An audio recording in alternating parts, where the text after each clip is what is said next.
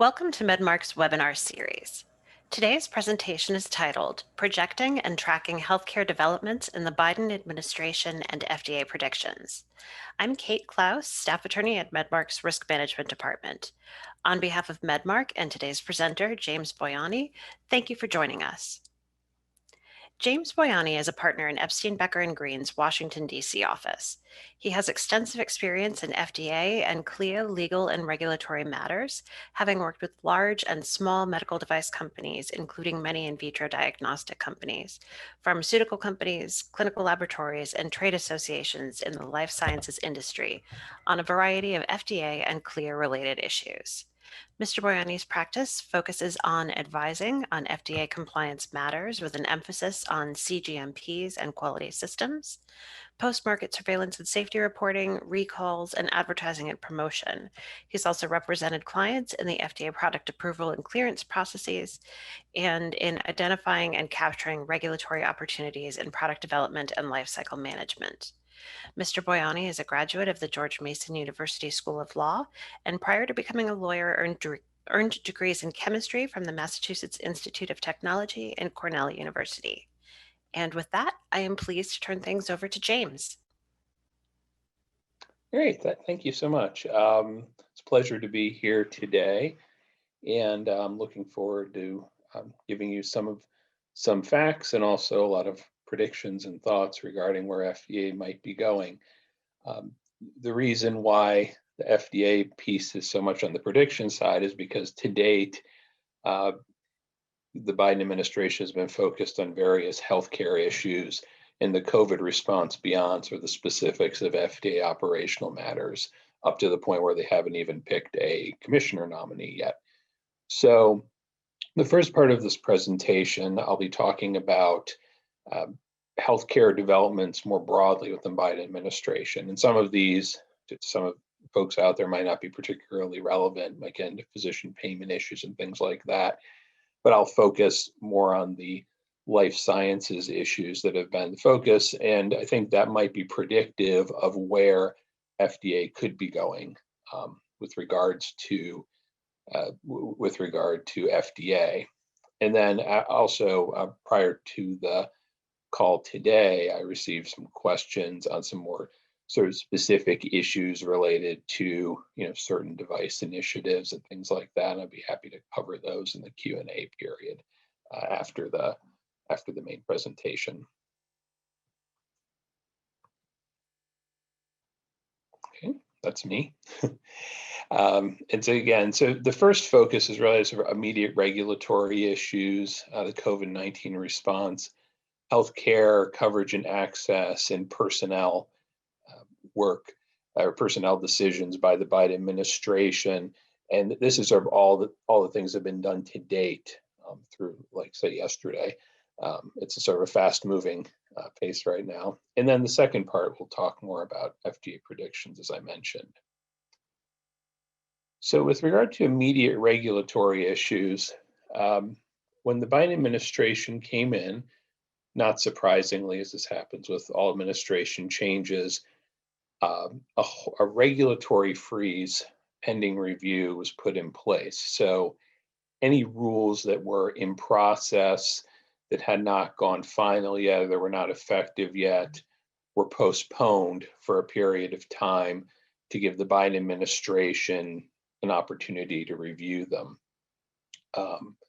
So here is sort of a list of late Trump administration rulemakings that are potentially or likely subject to additional review. A lot of these relate to payment issues. There's one regarding organ procurement. Again, on Medicare.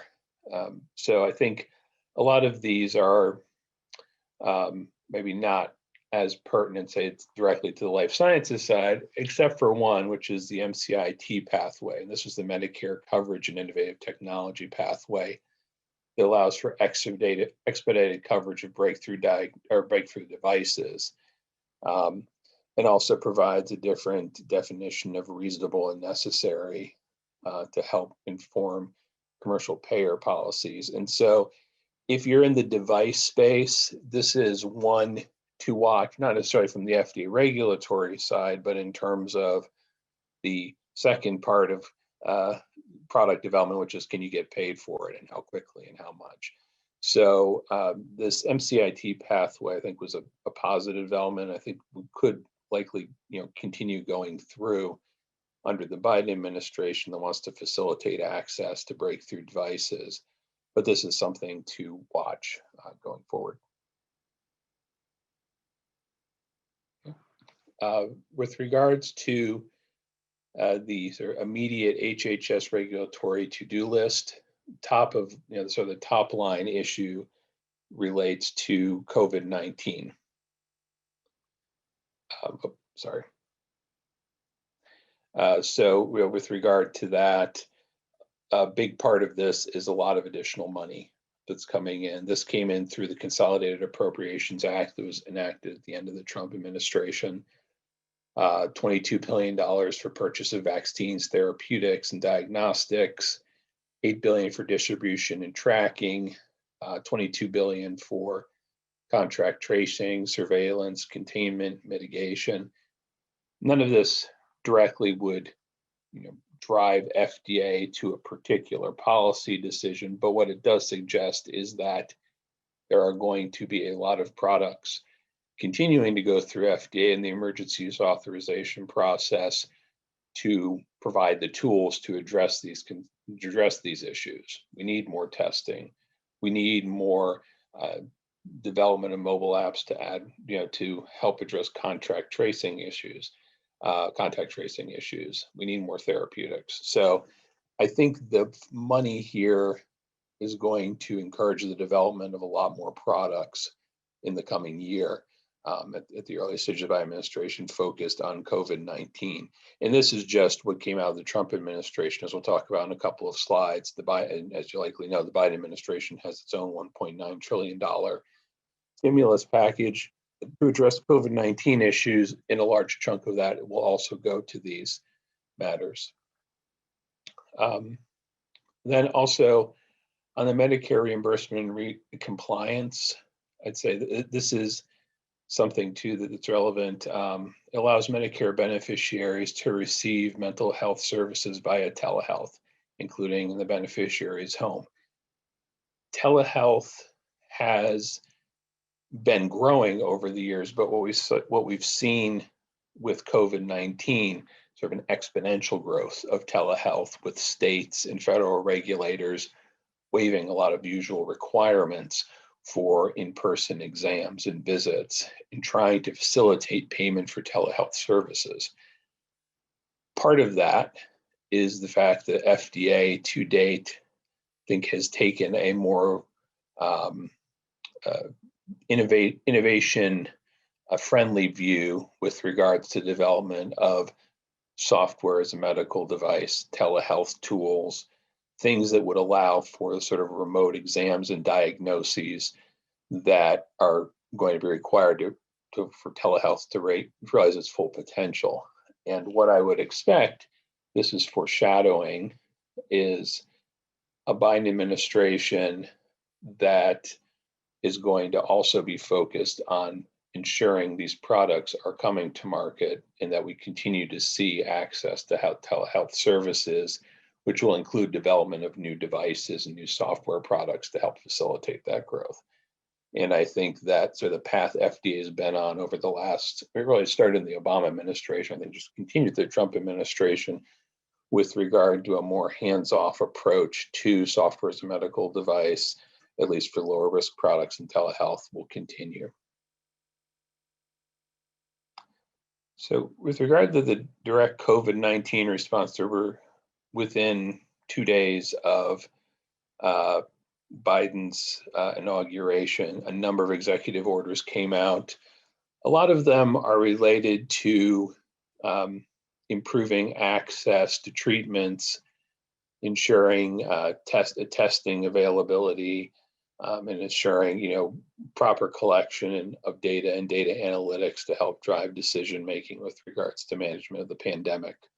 There's been a lot more focus on interagency coordination, between Department of Defense, HHS, and VA, for example, on improving access to treatments. There have been so there's a focus on conducting long-term studies to support COVID-19 treatments and also whatever the next pandemic might be, as unfortunately this will probably not be the last. And I think, again, all of this focus on COVID-19, even though many of these steps are more procedural in terms of coordination, et cetera, really focus on a few points. We have the need for therapeutics, the need for diagnostics, and the need for contact tracing, all of which are going to be need to be facilitated by the availability of FDA authorized technologies. And so I think as these executive orders come to fruition and are implemented, you're going to see a continued focus by HHS and FDA on getting products to market to address the COVID crisis more quickly. So I don't envision a retrenchment by FDA where they're going to all of a sudden raise the bar substantially from what they've been doing and require more extensive reviews. There's a real need to move things through FDA quickly. And I think the agency hasn't, compromised its review process, but I think they have been, at least on the Center for Devices side, a lot more flexible in terms of getting things through. So I think that trend will continue and is really going to be necessary to see sort of the objectives of all these executive orders manifested.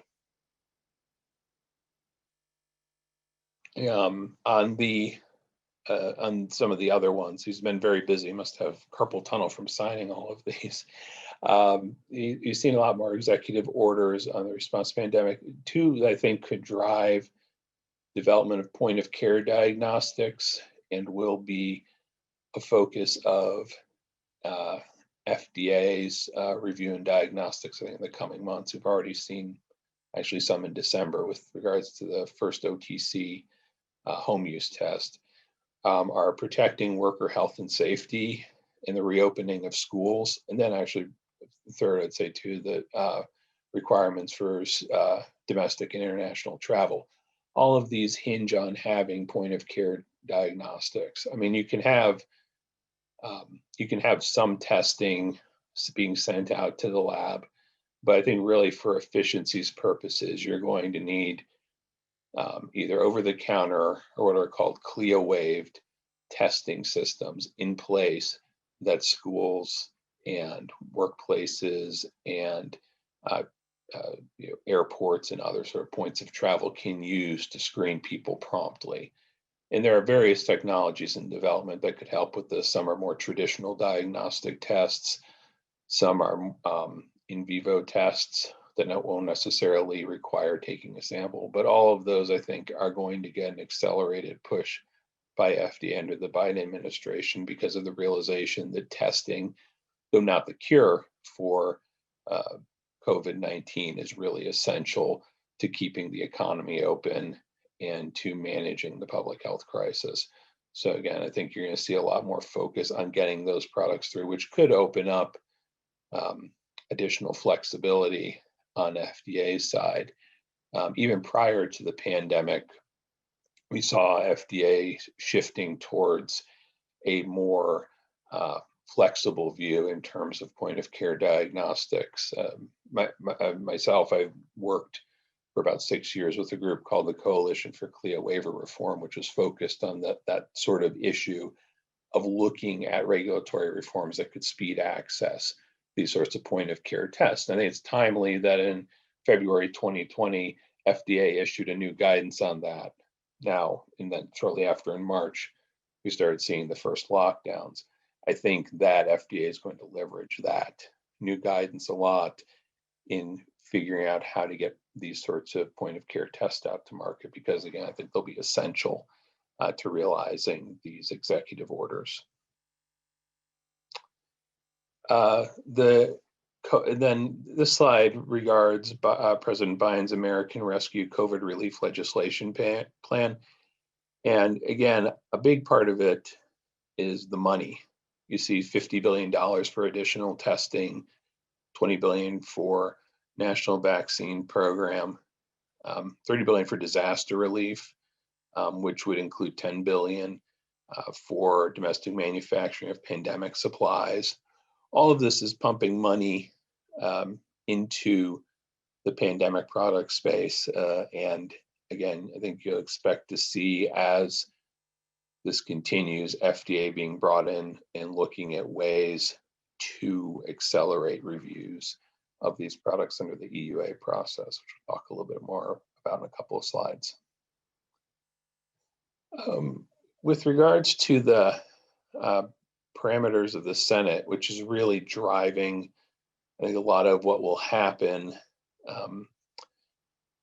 what we're thinking, what my colleagues at Epstein, Becker, and Green are thinking is that, we're going to see a continued focus on COVID-19, but as we saw recently with some of the negotiations regarding the current $1.9 trillion Biden COVID plan, we might see more of the Senate working along party lines to try and get things through.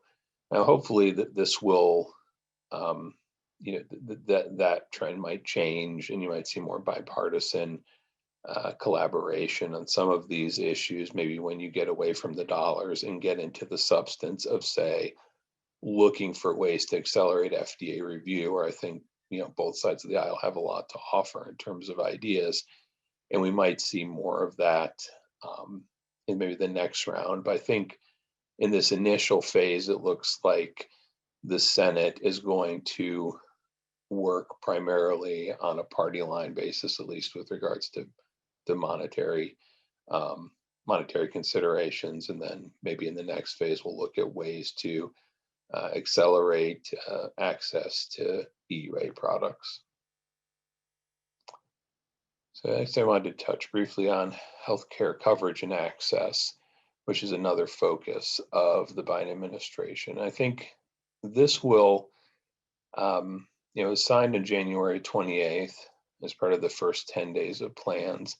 A lot of this relates to the Affordable Care Act and getting better access and also better availability of products to and treatment to individuals. And I think this is going to relate to FDA activities, maybe not initially in the COVID phase, but as we go on through the Biden administration, with FDA being focused on maybe maintaining some of the initiatives by Commissioner Gottlieb at the beginning of the Trump administration of looking for ways to accelerate access to generic drugs, biosimilars, and other products that can help improve competition, reduce price, and add options for patients. I think there's a recognition across the spectrum of politics that it's important to control prices. And at the first instance, there'll be a focus just directly on pricing of in the pharmaceutical space. Then I think after we start looking at that, there'll be the discussion that comes up in reforms of, okay, well, what's driving prices up? One part of what drives prices up is the FDA review process and issues related to FDA regulation. So I think that could get rolled in, FDA reforms could get rolled in to discussions around drug pricing in particular. I think it's less likely on the device side, which operates under sort of a different payment structure. But I think where FDA will come in is going to be related to this emphasis on price and access. This is more about the ACA. Again, some block granting and other steps that could help improve access. And then here, finally, this last part, prospects for agreement on prescription drug pricing legislation. again, as the drug pricing legislation works its way through Congress, which I think will require bipartisan cooperation, I don't think necessarily that there's the appetite on the Democratic side to just push something through.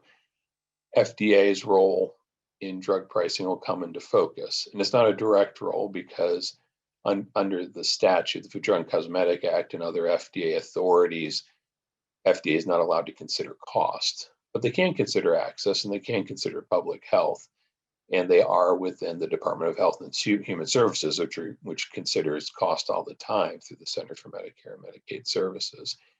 And I think, again, as we get more into drug pricing issues, looking at ways to reduce costs of drugs through regulatory reform, whether that's a faster generic drug review process, whether that's creating new incentives to encourage development of more innovative therapies, whether that is looking at changing exclusivities with regards to pharmaceuticals, and maybe looking at ways to prompt increased use of non-pharmaceutical devices that might offer treatments that were traditionally coming more from the pharmacy. I think all of those things will be on the table and could get rolled into drug pricing discussions. And I think that's where FDA's activities will really get integrated into the discussion. With regard to personnel, this is just a review of what we know right now with regard to key personnel decisions. And you'll notice that FDA Commissioner is currently question mark. Janet Woodcock, who's a 30+ year veteran of FDA and has been running the Center for Drug Evaluation and Research, has actually she's had 2 stints, but is currently doing that, is the acting commissioner. The current nominee, Xavier Becker, was a California Attorney General. He's nominated for HHS, and most likely, I think the FDA nominee and the CMS nominee will come after Mr. Becca's nomination. I think he wants, and necessarily as sort of the agency above FDA and CMS and CDC and all the other groups, will want to have some say in who's working under him. So I think that you could see the nominee probably coming in maybe a couple weeks after he's confirmed, or there might be some discussions ongoing that could help facilitate a nominee coming prior, but I would expect his nomination to come first and his confirmation to come first. So that's sort of what we know so far. And then this sort of leads into some predictions on the FDA side, some general thoughts on where an agency might be going in terms of its next initiatives and regulatory activities. So I think that the first thing, this is probably 100% 100% prediction, is you're going to see more guidance and more regulatory activity than you saw under the Trump administration as a result of removing procedural roadblocks to new regulations and guidance.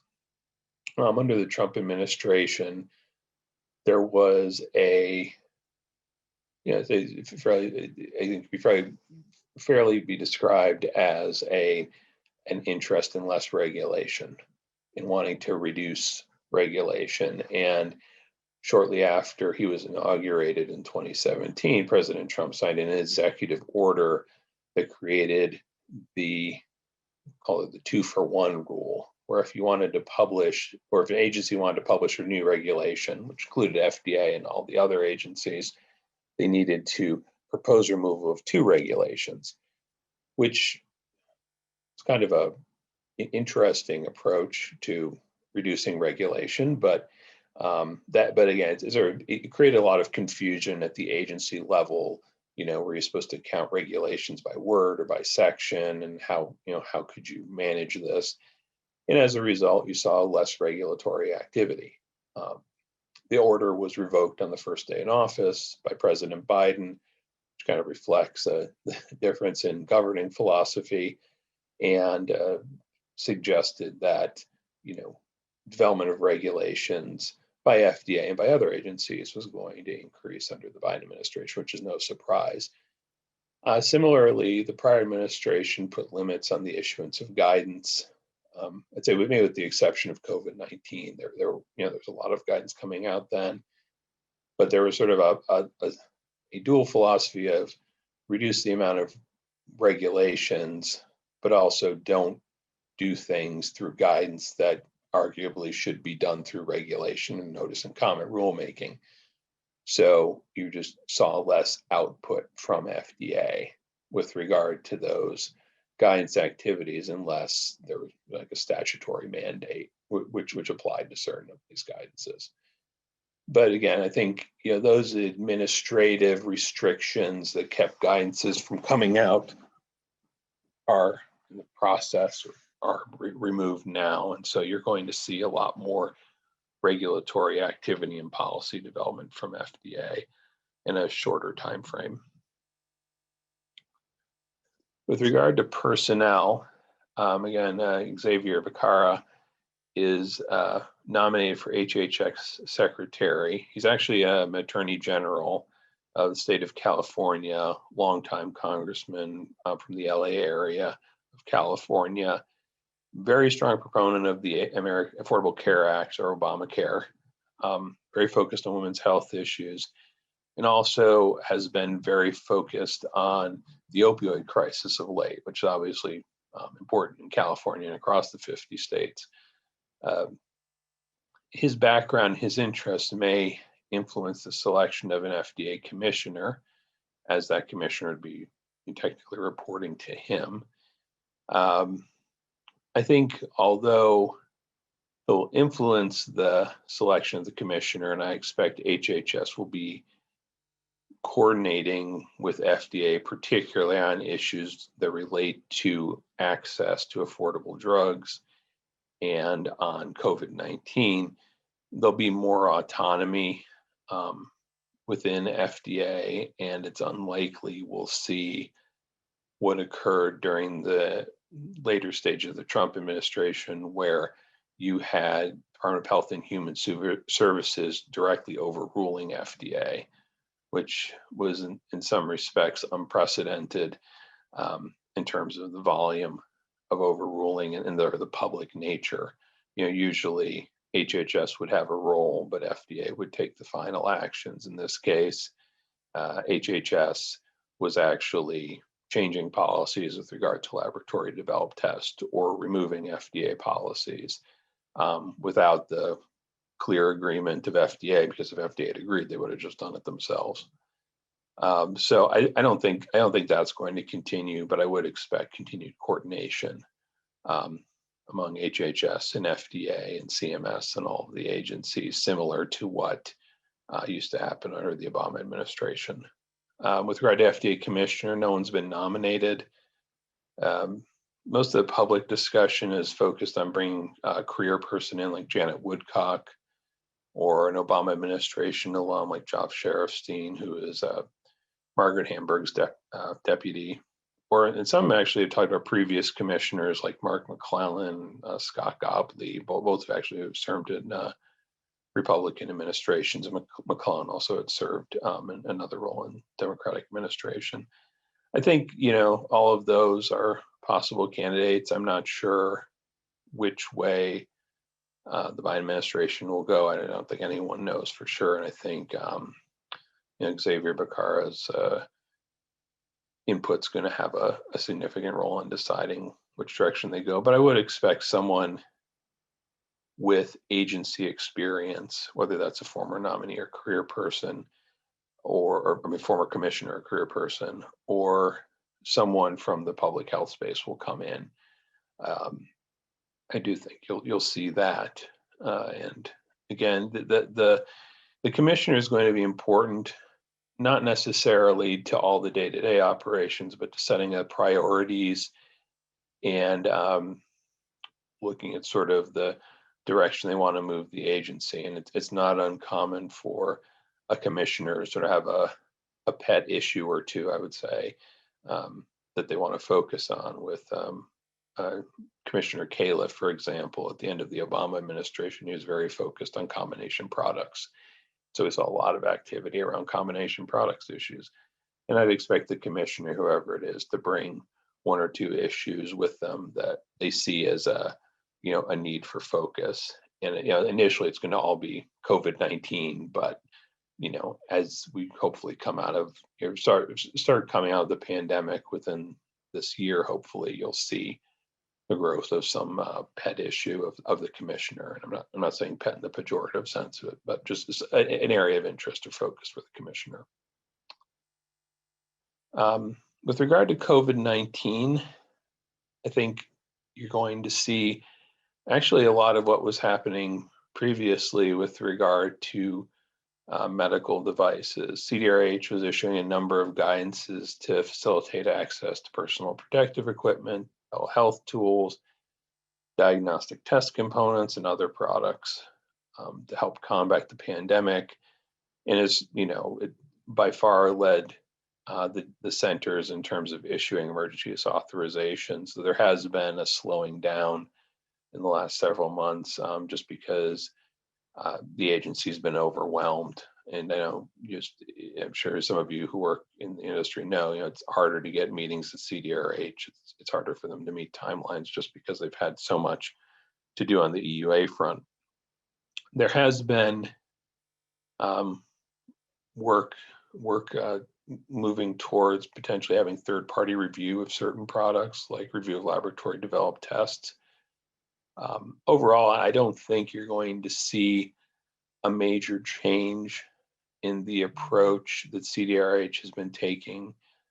Jeff Shuren is still the center director, and I think whether it was the Obama administration or Trump administration, he's been very consistent in terms of focusing on public health issues and the benefits that innovation can bring to public health, and also having a more what he calls customer service focused aspect to review, where there's a real interest in working with manufacturers to bring products through FDA in a timely fashion. So I think you're going to continue to see more of that. Where you might see major changes with regard to COVID-19, I think could come in the laboratory developed test space,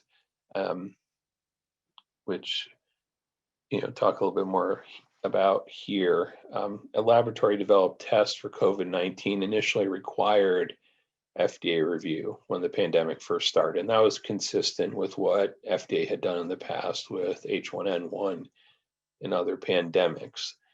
Generally speaking, lab developed tests are not subject to FDA review. As a matter of enforcement discretion, FDA allows laboratory to develop their own in-house tests. But with pandemics in the past, they required a review and did so again with COVID-19. And then in August, the Department of Health and Human Services overruled FDA, and it was a very unusual notice because, again, it was something that FDA didn't want and clearly objected to, but HHS overruled and said, you're not allowed to regulate laboratory developed tests. Manufacturers have the option of going through the EUA process, or labs, I should say, have the option of going through the EUA process, but they're not required to anymore.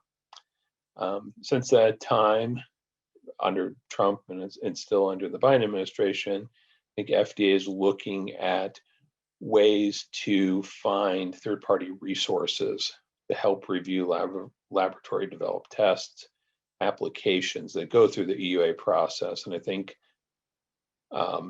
once you get to the point where you have a reasonably good supply or pipeline of testing capabilities in the U.S., and you have sort of a review process, maybe the integration of third parties or maybe other efficiencies FDA can identify to allow for more prompt review of lab developed tests and diagnostics more generally. then you could see FDA moving to bring lab developed tests for COVID-19 back under review by the agency or by the agency's designated third party. I don't think that'll happen immediately because there'll be a concern in the Biden administration about not in any way diminishing test capacity. And doing something like that could have a significant impact on test capacity unless we've got more products on the market and more authorized tests available right away. So it'll take a little bit of time, but I would not be surprised to see FDA go that direction.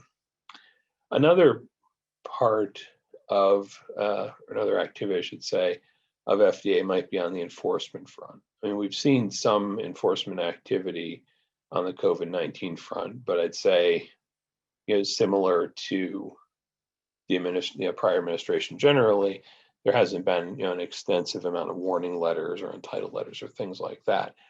And in fact, I'd say the Federal Trade Commission, which is an independent agency, has been a lot more active in terms of policing consumer devices that are promoted for COVID-19 products. And I would not be surprised to see CDRH get more involved on the consumer product side, consumer products being over-the-counter devices that are purported to help with COVID-19. I wouldn't be surprised to see them get more involved in doing joint warning letters and taking a more active role in enforcement where products are promoted for COVID-19, particularly on the consumer products over-the-counter side. With regard to pharmaceuticals and vaccines, I think the vaccine pathway and Operation Warp Speed have actually been relatively successful in terms of bringing vaccines to market promptly, and I think that program, that process is going to continue. On the pharmaceutical side, we haven't seen as much progressive thinking in terms of how to get products through review more quickly. There have been some. A few of them are, I would say, like hydroxychloroquine. I think the public view is politically tainted decision making, and what will be of interest to the Biden administration is, again, supporting the FDA CDER mission of ensuring products are safe, but also I think too ensuring that the Center for Drugs understands that when you're dealing with COVID-19 products, you're talking about probable benefits. You're not talking about the safe and effective standard, which I think that center has been defaulting to more often than not. You've seen the Center for Devices using its authorities under emergency use authorizations with a lot more flexibility and a lot more interest in speed of review than the Center for Drugs. And I think that even though sometimes conventional thinking is, well, under Republican administration, you'll see a more conservative view in terms of reviews. I think here the Biden administration could look for ways to improve CDER's performance in getting therapies and preventive measures approved through that center. So I would look for that, just because, again, COVID-19 is now being recognized as something that's not going to go away even if we have a vaccine, but especially with issues with regards to vaccine compliance and a lot of the other problems that are going on with the rollout. I think we'll also see more enforcement with regards to products that make COVID-19 claims in the device space, and these have been similar to the device space. I think in the drug side too, you've been seeing a proliferation of some of that. I think FDA will take a harder look at some of those to make sure that claims being made are substantiated, and you could see more warning letters coming out in the coming weeks or months. On longer term policies, I think the opioid crisis is going to be huge. It's going to be driven in part by having an attorney general and former congressperson as the head of HHS, who's both interested in the issue and saw at the state level how the opioid crisis has impacted constituents there. So I think you could see more opportunities for getting products through CDER, similar to the approach that's been taken with CDRH, where they've been more flexible and engaged with sponsors in terms of looking for products that can help reduce pain or can help with treating addiction. You've seen a lot of digital health and novel therapies come through there. And I think you could see CDER taking that route too, because there's going to be an interest at the highest levels of HHS to see that happen. And then also within the Biden administration as well, where the ravages of the opioid crisis are well understood. With regard to the vaping issues, I think you can expect to see enhanced requirements for approval of vaping products, other tobacco products, and further restrictions coming. I don't expect that there's going to be a more friendly ear to the vaping industry in the Biden administration. Probably it'll go the opposite direction. Drug access and pricing and costs are going to be another focus. And again, FDA doesn't control price, but they do control access, which can affect price. The Biden administration's focus on healthcare costs is going to be, and drug pricing is going to end up playing out in some of these FDA issues. I think you could see potential reforms. And I think the Obama administration is doing this too, looking at ways to make reviews more efficient, looking for ways to speed access to generics and substitutable biosimilars, which was a focus of the Trump administration early on, and I think actually will continue under the Biden administration. I think drug reimportation is going to come up during the pricing discussions, maybe as a leverage point, or maybe actually allowing some limited amount of reimportation of products as a way to help control price in the U.S. I don't think it's I think on the public health side, the concern is always a safety one. But I think on the access side, you've got a lot of Democrats in the administration and in Congress who look at drug reimportation and say that's a way to help control cost, and might look to that as something you could see FDA playing a role in terms of certifying reimportation or something to that effect. And then more of a niche issue regards the unapproved drug initiative. If you don't know about this, FDA had a program in place to clear old drugs, so mostly pre-1962 drug products that have been on the market. They wanted to clear them from the market as approved versions became available. This policy was revoked by HHS in late November under the Trump administration, even though the FDA guidance is still on the website. But the argument the HHS made is that the unapproved drug initiative is raising prices without providing a corresponding public health benefit. But basically, companies would use the regulatory system to get a product approved, and then FDA would clear the market of all the unapproved versions. And as a result, what would be seen is that you'd have an increase in price. This is actually a play with Turing Pharmaceuticals. I don't know if you Martin Shkreli, and some of the controversy a few years back with that.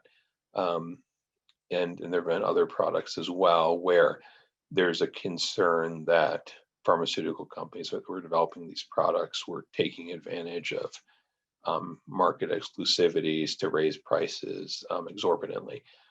I think that the unapproved drug initiative will likely return. I think the way it was revoked by HHS was certainly not favored by FDA and raises some public health concerns, but It might also come back in a somewhat more limited form, because I think there are concerns on pricing and expenses that are going to continue to remain a focus in the Biden administration.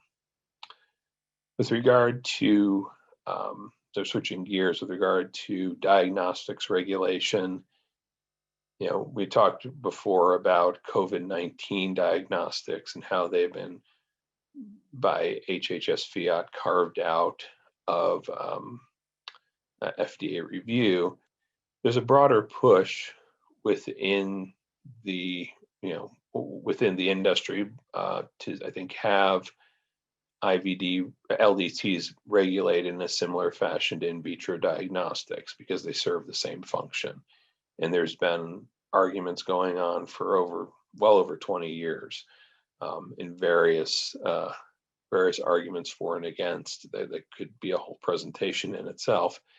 But I think, what you could see under the Biden administration is a move towards having FDA regulated laboratory developed tests, again, similar to what was proposed through a guidance in 2014 in the Obama administration.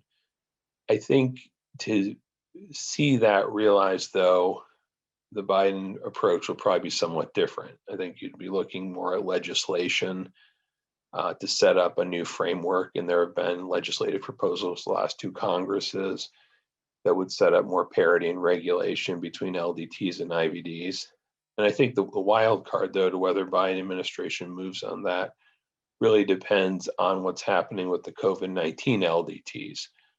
If we saw, and I think we don't have enough visibility yet, but if we saw a problem with lab developed tests, so tests that were being used without FDA review for COVID-19, that could put a big push behind having legislation to require FDA review, not just for COVID-19 tests, but for all tests. I think that could happen. And again, that's really going to be driven by the facts of, what we learn about how these lab developed tests are performing. If there are no issues with the lab developed tests that come out, and also if FDA can't address the review issues it was encountering with LDTs, where they just weren't being reviewed for an EUA under a timely fashion, I think action could be less likely, because you'll see the laboratory community pointing to COVID-19 as an example of FDA's inability to get products reviewed or tests reviewed in a timely fashion.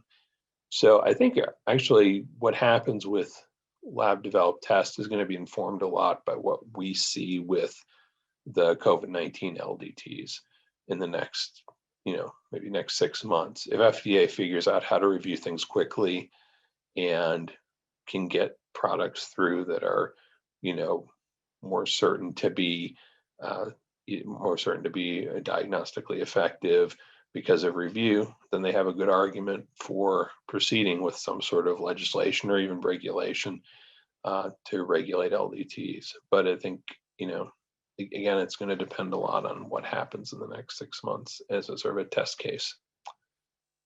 And then on enforcement activity, I think expecting more warning letters is not a hard prediction to make. Under the Trump administration, they dropped about 90%.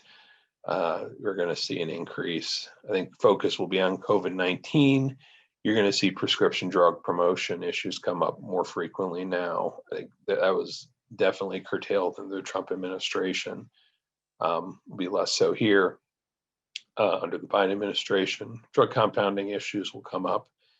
I think both from a quality perspective and also too from an access perspective, making sure that products are accessible in a reasonable cost fashion. And then also on good manufacturing practice and quality system violations. I think it's more likely to see FDA 483s elevated to warning letters if companies are not being responsive to requests. And that goes across the board, not just for drugs and devices, but for dietary supplements and foods and other FDA regulated products. I just wanted to, before we get to questions, thank my colleagues at EBG and our affiliates, EBG Advisors and National Health Advisors, who have been tracking the Biden administration's activities on a daily basis and informed most of that first section of this presentation.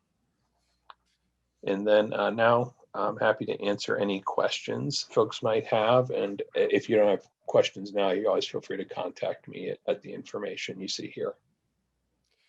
James, thanks very much. Sure. We do have a few questions for you from our listeners. First, could you speak a bit about how you think a new administration will impact FDA's priorities and interactions with the industry, in particular on the device side? I know there's been a lot of talk previously about transparency and communication between the agency and industry participants, with Jeff Shuren remaining in place at CDRH. Do you think that will remain the same, or might a new commissioner have some impact there? My prediction would be that it's going to stay very much the same. I think, and again, for the reason you cited just there, Jeff Shuren is still going to be at this moment, we think, in charge of the Center for Devices, and he has my observation, I think he has a very strong belief in the benefits of innovation, the benefits of transparency, and has really dedicated his time as director to forwarding that. And regardless of whether it was under Obama or under Trump, you've seen a lot of that. So I think that trend will continue with regards to devices. Do you think that the change of administration and changes in HHS and FDA leadership could mean that there's a potential for changes to the PrEP Act declaration? And if so, how?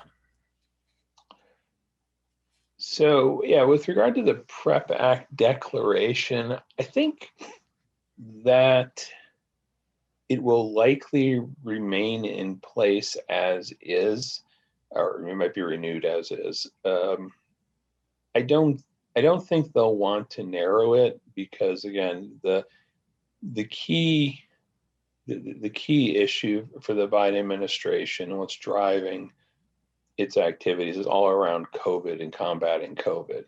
And if they made, right now the PrEP Act coverage is very broad. If you have an EUA product, in anyone's doing anything related to an EUA product, it's going to get good PrEP Act coverage, which gives you, limited immunity from liability. And when I say limited, it's legally limited, but in practical terms, very good protections from both federal and state law claims. I think that the Biden administration would be very reluctant to change things in any way that could increase risks to manufacturers in a way that makes them more reluctant to enter the marketplace. I do think that certainly they'll continue to extend it, and it will probably go out to 2024, because I think we'll be dealing with the remnants of COVID even after initial vaccinations for a long time. So I think you'll see that coverage for a while longer. And none of that is to say that FDA won't step up enforcement. Even if there's the PrEP Act action, FDA still has the ability to go in and inspect and issue warning letters and take actions as needed. But I don't think they'll want to limit it in a way that could discourage people from bringing new products to the marketplace. As we saw throughout the early days of the COVID pandemic, there is quite a bit of the medical device and pharmaceutical supply chain that is located overseas. Do you anticipate that there will be any push from the agency to bring more of that supply chain and manufacturing capacity back into the US? A tremendous push. Yeah, I think that what we saw with COVID-19 really brought that into focus, that 90% from the drug, 90% of APIs are made active pharmaceutical ingredients are made overseas, for example. I mean, there are lots of issues where we're heavily reliant on facilities and companies outside the United States to provide us with very basic elements of healthcare. And I think, the Trump administration started addressing this. There was a grant, somewhat infamous grant to Kodak around this issue to help gear them up to be a domestic supplier of API and other initiatives as well. And I think you're going to continue to see a push on that. And I think that's also an area where you could see bipartisan agreement, because both Democrats and Republicans, I think you see, it's probably like the one issue where the Biden administration and Senator Tom Cotton would agree, where he's been very vocal about the need to secure the supply chain. And I don't think there's any disagreement on that. I think where FDA's role will come in is on facilitating review of new technologies that could do that. That could be within the context of a new drug application review, where someone's coming in with a different way of drug manufacturing that allows for manufacturing in the United States, maybe different processes or technologies that they're not accustomed to. And I think also you've seen Janet Woodcock, if she ends up being a commissioner, she's been very focused on this issue and in getting grants out to companies that are looking at ways to improve manufacturing technology to bring them to the US. So I think, yeah, definitely you're going to see activity on that front. You're going to see bipartisan legislation on that front, and you're going to see a real move toward to secure the supply chain, because I think everyone in the US agrees on that. We did have a question, a perennial favorite. Do you have any information on review times, whether they are anticipated to improve or take longer because resources are being used elsewhere? And any information on user fees, if those are likely to be changing significantly in the coming years? So I would say on the review times in the near term, we're going to continue to see delays. I know I've experienced in my own practice difficulties getting prompt FDA reviews, and not by any fault of their own, just because they're overwhelmed with applications. So completely get it, but I've seen delays in scheduling meetings with FDA. I've seen them suggest to sponsors not to submit for another 2 months or something, to give them time to prepare to review. I don't foresee that changing in the near future. I think the Biden administration will be working to increase staffing levels, and also looking at third-party reviews as a way to alleviate some of the FDA workload. So I think we'll see improvements in review times and coming back to the current MDUFA, the drugs like PDUFA goals within the next few months. But in the short term, I think you're going to continue to see delays. And on user fees, I would expect, so the next user fee legislation will come in 2022. I would expect that fees will be similar to what they are now. They've gone up a lot since I started practicing, like factor of 10. So I'm hopeful that they'll stay. So, but I think that I think that what you might see in the Biden administration is maybe comparable fees, but also a push to give more direct funding to FDA to handle some of these reviews. It doesn't all have to come from user fees, and I think so. I think will there be an increase? Yeah, they always increase it some, but I don't think you'll see a massive increase. They'll want to keep them, I think, nearish to where they are, maybe like 10 or 15% up. That would be my guess. I think as we're coming up just on 3 o'clock right now, we have time for just one more question, and there is one that is fairly interesting from our products liability perspective. Do you expect to see any changes with regard to regulations for maybe design of medical devices, that include human factors, assessment, and risk management?